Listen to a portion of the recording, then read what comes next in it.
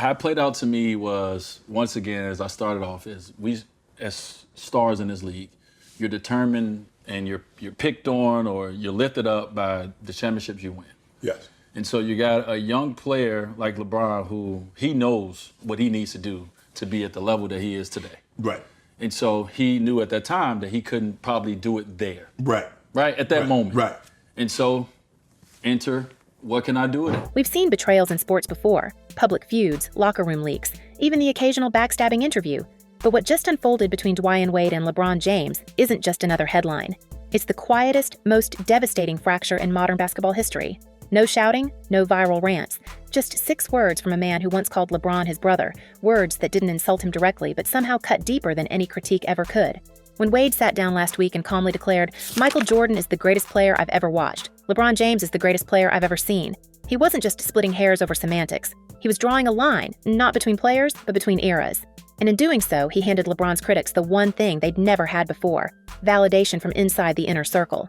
How did you recruit LeBron to get him to convince him to come to Miami? Get some more of this. I ain't recruit LeBron. I didn't recruit LeBron. What do you mean? I mean, so how'd you get him to come to Miami? Because I know Pat Riley ain't recruited. No, well, no, that ain't recruit.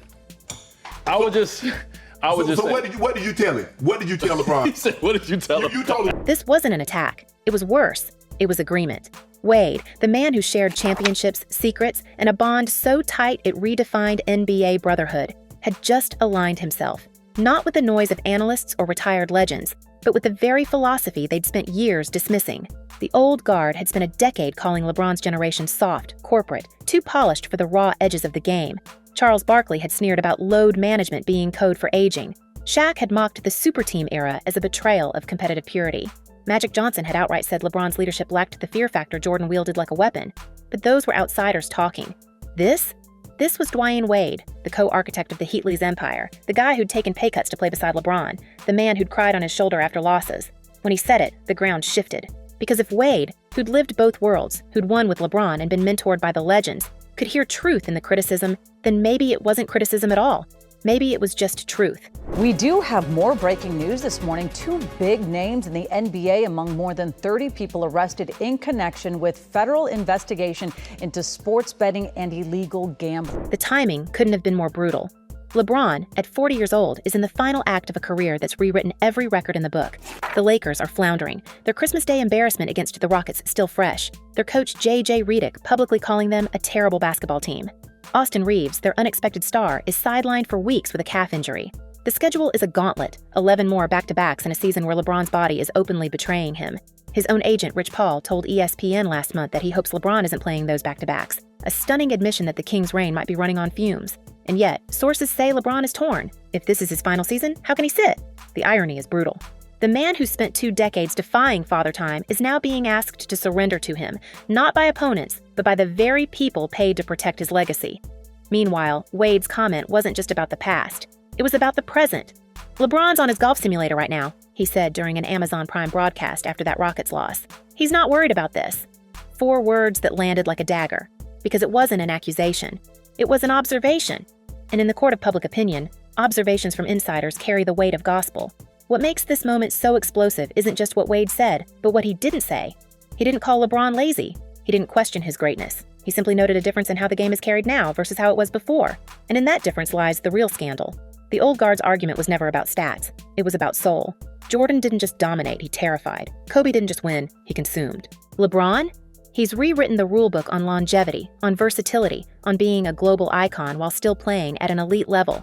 But the one thing he's never fully silenced is the whisper that his greatness, for all its breadth, lacks that one intangible. The kind of ruthless, unrelenting will that made Jordan's teammates fear him as much as his opponents did. In a second, this announcement comes just as the NBA season was starting and not only involves a current coach of the Portland Trail Blazers who's accused of being part of a rigged poker game involving mobsters in New York, but in a separate indictment, a former unofficial Lakers assistant coach accused of leaking injury reports to gamblers so they could bet big against Wade, whether he intended to or not, just gave that whisper a megaphone. And then there's the other layer, the one that's got insiders talking in hushed tones. Wade's comments didn't happen in a vacuum. They came as LeBron's name has been pulled into another storm entirely, one that's got nothing to do with basketball and everything to do with the kind of associations that can torpedo a legacy overnight. Sources told the Post that Jones sent a message to one of the betting ring members on February 9, 2023, urging him to place a large bet on the Lakers' opponent, the Milwaukee Bucks, because James would be out with an injury. We're talking, of course, about Sean "Diddy" Combs. The hip-hop mogul's legal troubles, his conviction on trafficking-related charges, the lurid testimonies about freak-off gatherings, the allegations of coercion and exploitation, have sent shockwaves through every industry he touched. And LeBron's name keeps surfacing in the most uncomfortable ways. There was the resurfaced clip of him on Instagram Live 4 years ago, grinning as he told Diddy, "Hey, everybody know, ain't no party like a Diddy party." Harmless at the time, damning in hindsight. Then there were the rumors, unverified but persistent, that LeBron had attended some of those infamous gatherings. His team has stayed silent, his social media scrubbed clean. But the questions won't go away, especially not after Colby Covington, the UFC fighter with a knack for stirring pots, publicly demanded to know how many Diddy parties has he actually attended? LeBron's response? Radio silence. His only move was to take personal time away from the Lakers, a decision that only fueled the fire. Even Chael Sonnen, the MMA analyst who spent years accusing LeBron of performance-enhancing substance use, found himself in the bizarre position of defending him on this front, praising his decision to stay quiet until more facts emerge. LeBron said, "I am not going to make a statement until I see what comes out publicly," Sonnen noted. And while people may not like that, it was possibly the most honest response to any question in the history of ever. But here's the problem. In the court of public opinion, silence isn't neutrality. It's complicity. And when you're a figure as polarizing as LeBron, already battling whispers about his ties to questionable figures, his business dealings, even the occasional PED rumor from the likes of Tracy McGrady, every unanswered question becomes a blank check for speculation. The fact that Diddy's legal team has been aggressively naming high-profile associates in their defense strategy hasn't helped. Neither has the fact that LeBron's own son was spotted vacationing with Diddy's daughters in Turks and Caicos earlier this year, a photo that was quickly deleted but not forgotten. The proceeds were later delivered to his home, where the group counted their cash. As the NBA season tips off, his career is already benched, not for injury, but for... Add to that the gambling scandal now engulfing the NBA, with former LeBron confidant Damon Jones indicted for allegedly leaking injury info to bettors, including a text where he reportedly wrote, "Get a big bet on Milwaukee tonight before the information is out. LeBron is out tonight." And you've got a perfect storm of distrust. Jones, remember, wasn't just some hang-around. He was part of LeBron's pregame routine, a guy who traveled with the team, had locker room access, shot with him for years. If he was trading insider info, what else was happening behind the scenes? This is the context in which Wade's comments land. LeBron isn't just fighting for his place in the GOAT debate anymore. He's fighting for his reputation, period. And Wade, whether by design or accident, just made that fight a whole lot harder. Because now, every time someone brings up LeBron's name, it's not just about his jump shot or his passing or his longevity. It's about the parties, the gambling connections, the friends who turned out to be liabilities, the fact that the man who knows him best just publicly sided with the people who've been calling his era a step down. You can almost hear the old guard sharpening their knives. Not only did we crack into the fraud that these perpetrators committed on the grand stage of the NBA, but we also entered and executed a system of justice against La Casa Nostra, to include the Bonanno, Gambino, Genovese, and Lucchesi. Barkley's already said LeBron's injuries are just what happens when you get old.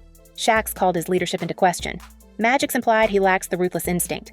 And now, Wade has given them all the ammunition they need to say, "See? Even his own brother knows it." But here's where it gets even messier. Wade didn't just stop at the Jordan-LeBron debate. He kept talking. And what he said next might be the most revealing part of all. "I'm gonna miss him," Wade told reporters, his voice cracking as he reflected on LeBron's 23rd season. "This is a fan's perspective now. I'm a fan of his greatness." That's not the language of a rival. That's the language of someone preparing for an ending. And in the NBA, endings aren't just about retirement. They're about how you're remembered.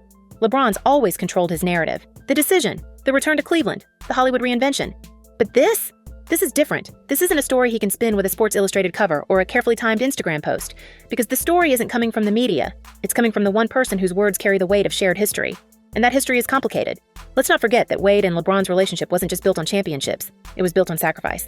Wade took less money to make the Heatless work. He moved positions. He absorbed criticism when the team struggled. He was the one who famously said, "This is LeBron's team," even when it cost him. So when he speaks now, it's not as a detractor. It's as someone who's earned the right to be heard. And what he's saying, whether he realizes it or not, is that the brotherhood they built might have been the last of its kind. that the game has changed, that the standards have shifted, that the things that made Jordan and Kobe legends, unrelenting competitiveness, a refusal to be anything less than the villain when necessary, are being replaced by something else, something softer, something more managed.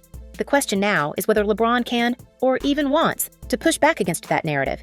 Because if he does, he's not just fighting the old guard, he's fighting the implication that his own closest ally sees the flaws in the empire they built together. And if he doesn't, well, then the silence speaks for itself. Either way, the damage is done. The Brotherhood is no longer a shield, it's a mirror, and what's reflecting back isn't pretty. Meanwhile, the Lakers season marches on, the losses pile up, the injuries linger, the front office scrambles. And LeBron? Be a really big deal. But the idea that she was just open and honest about the fact that, like, look, the dude has said a few different times that he didn't like the position that he was playing, and that's currently where we're at, it was an issue for him. To Stephen A's point, he's absolutely right. Anthony Davis does not get traded if it's not for a Luka Doncic period. He's still on that golf simulator, still deciding how much of himself to give to a game that's suddenly asking for more than just his talent. It's asking for his soul. And for the first time in his career, he might not have an answer. But here's what we do know. The NBA isn't just watching a legend play out his final act. It's watching a legend redefined. And the most dangerous part of that redefinition isn't the critics. It's the fact that the man doing the redefining is the one person LeBron James trusted more than anyone else. Wade didn't just pick a side in the GOAT debate. He picked a side in the war for LeBron's legacy. And right now, it's not looking like Team LeBron is winning. We have to ask ourselves, what if Dwyane Wade's comments weren't just an offhand remark, but a calculated move in a much larger game? Because let's be real, the timing is too perfect. LeBron's empire is under siege from every angle. The gambling scandals, the Diddy fallout, the whispers about his longevity. And suddenly, his closest ally drops a bombshell that aligns with the very people who've spent years tearing him down. Coincidence? Or is there something deeper at play here? The moment Wade uttered those words about Jordan and LeBron, he didn't just spark a debate, he lit a fuse.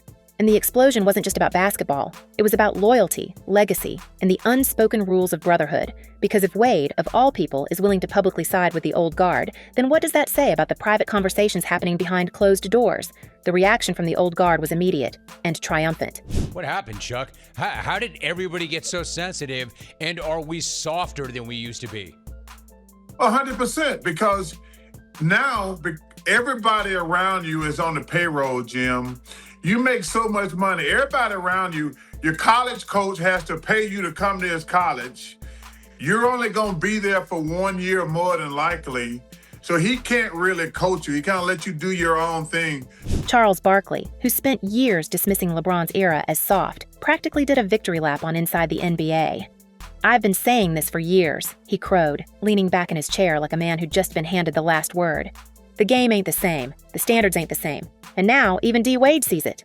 Shaq, never one to miss a moment, chimed in with his usual blend of humor and barbed truth. "LeBron's a legend, no doubt. But legends don't get to pick and choose when they show up. Legends are the standard." And then there was Magic Johnson, the man who built the Lakers' Showtime dynasty, who simply smiled and said, "Dwyane understands what it takes. That's all I'll say." The subtext was deafening. Wade hadn't just agreed with them, he'd validated them. And in doing so, he'd given them the one thing they'd been missing. A voice from inside LeBron's world saying, yeah, they were right all along. But here's where it gets even more interesting. Because while the old guard was celebrating, the rest of LeBron's inner circle, his so-called banana boat brothers, went eerily silent. Carmelo Anthony, who spent his entire career locked in step with LeBron, didn't say a word. Chris Paul, the man who's been his closest friend and confidant for over a decade, stayed quiet. Even Draymond Green, never one to shy away from controversy, refused to weigh in. Their silence wasn't just noticeable, it was deafening. Because in the world of professional sports, where loyalty is currency, the refusal to defend your guy speaks volumes. It suggests that Wade's comments weren't just his own opinion. They were the tip of an iceberg, the first public crack in a foundation that's been quietly crumbling for a while. And if that's true, then we have to ask, what else are they not saying? Meanwhile, the Diddy scandal, already a nuclear-level controversy, suddenly had a new layer of intrigue. Because let's not forget, LeBron's name has been tied to Diddy's world for years. There was that resurfaced clip of him laughing on Instagram Live, saying, "Ain't no party like a Diddy party." Individuals such as Chauncey Billups, Damon Jones, and Terry Rozier were taken into custody today. Former, current NBA players and coaches. What you don't know is that this is an illegal gambling operation and sports rigging operation that spanned the course of years. The FBI led a coordinated takedown across 11 states to arrest over 30 individuals today responsible for this. There were the rumors about his attendance at those infamous gatherings, the ones where testimonies described activities so wild they made headlines for weeks. There was the fact that LeBron's own son was spotted vacationing with Diddy's daughters just months ago, a photo that was quickly scrubbed from the internet but not from memory. And then, of course, there was LeBron's decision to take personal time away from the Lakers right as the scandal was peaking, a move that only fueled the fire. Why now? People asked. What does he know that we don't?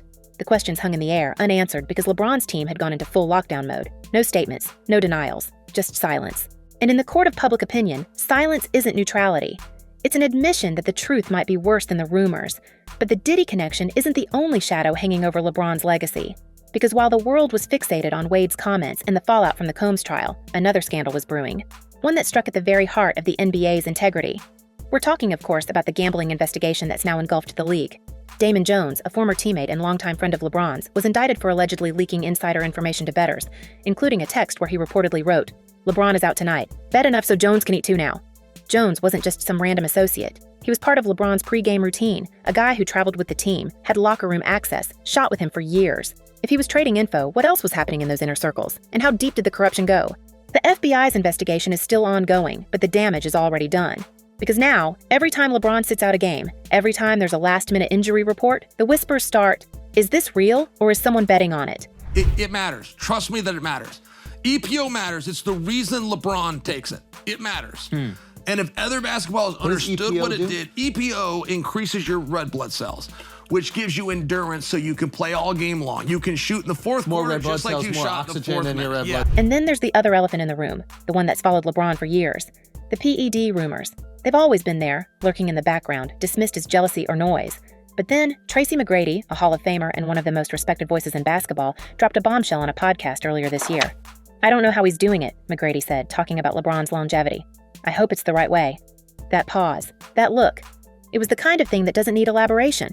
Everyone knew what he meant. And when you combine that with Chael Sonnen's past claims, we have the same substance guy. I know exactly what he's doing. Suddenly, the questions aren't just about skill. They're about how that skill has been maintained. LeBron's never failed a test. His team has always denied everything. But in a world where Lance Armstrong and Alex Rodriguez proved that denial means nothing, the doubt lingers. Especially when the man who built his body, his longtime trainer Mike Mancias, was suddenly let go by the Lakers last season under mysterious circumstances. Coaching staff wanted a fresh approach, was the official line. But insiders? They're not so sure. So where does that leave us? With a man who's spent his entire life defying expectations, now facing the one challenge he can't dunk his way out of, the court of public opinion. With a brotherhood that's starting to fracture under the weight of its own secrets. With a legacy that's no longer just about rings and records, but about truth, and whether the man at the center of it all is willing to face it. Because if there's one thing we've learned from watching LeBron James over the years, it's that he's never been one to back down from a fight. But this isn't a fight he can win with a fadeaway jumper or a viral tweet. This is a fight for his soul. And the question we're all left with is simple. When the dust settles, will we remember LeBron James as the king who ruled the game, or the legend who let the story slip away? Now, we turn it over to you. Do you think Wade's comments were a betrayal, or just the truth finally coming to light? And more importantly, what else aren't we being told? Drop your theories in the comments, smash that like button if you're still riding with LeBron, and don't forget to subscribe for the next chapter of this unfolding saga. Because if there's one thing we know for sure, it's this. The game's not over yet, and neither is the story. Stay tuned. This is far from the final buzzer.